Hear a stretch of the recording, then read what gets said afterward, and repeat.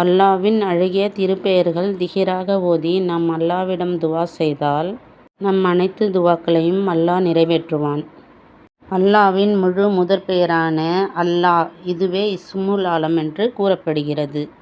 இந்த உலகத்தையும் மனிதர்களையும் அனைத்தையும் படைத்த அல்லாவே நமக்கு முதன்மையானவன். அல்லாவின் முதற்பெயரான அல்லாஹ், அதற்கு அர்த்தம் யா அல்லாவே என்று அர்த்தம். இரண்டாவதாக யா ரஹ்மான், அதற்கு அர்த்தம் அளவற்ற அருளாளனே. மூன்றாவது பெயரான யா ரஹீம், நிகரற்ற அன்புடையோனே என்று அர்த்தம். யா அல்லாவே, அருளற்ற அருளாளனே, நிகரற்ற அன்புடையோனே என்று திக்ர் செய்யும் பொழுது அல்லாஹ் நம் அனைத்து தேவைகளும் நிறைவேற்றுவான். ஈமான் அதிகரிக்கும், கடினமான காரியங்களும் நிறைவேறும், துன்பம், நோய், கவலை, கடன் அனைத்தும் நீங்கும், உள்ளத்தில் அன்பு இரக்கம் ஏற்படும், செல்வம் பெருகும், பதவி உயர்வும் ஏற்படும், ஆபத்துகள் நீங்கும். அல்லாவின் நான்காவது பெயரான யா மாலிக், பேரரசனே என்று அர்த்தம். நாம் அல்லாவை புகழ்ந்து திக்ர் செய்யும் போது அல்லாஹ் மிகவும் மகிழ்ச்சி அடைகிறான். மாலிக் என்பதோடு கதீரு என்பதையும் சேர்த்து மாலிகுன் கதீருன் என்று எழுதி அதனை வீட்டில் தொங்கவிட்டால் அந்த வீடும் அந்த வீட்டில் உள்ளோரும் எக்காலமும் வளமும் நலமும் பெற்று இருப்பார்கள்.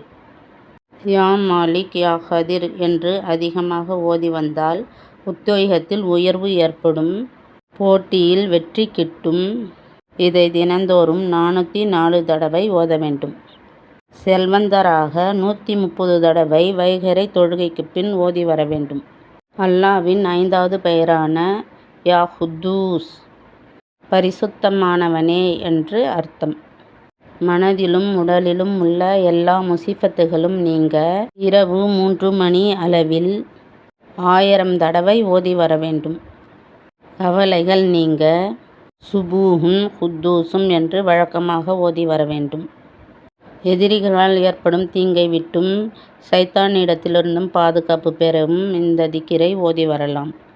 எவருடைய உதவி இல்லாமல் தேவையற்று வாழ இதை தினந்தோறும் 1000 தடவை ஓதி வர வேண்டும்.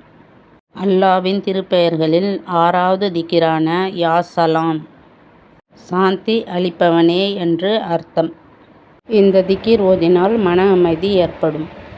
எல்லாவித ஆபத்துகளை விட்டு நலமோடு வாழ இதை நாள்தோறும் 524 முறை ஓதி வர வேண்டும்.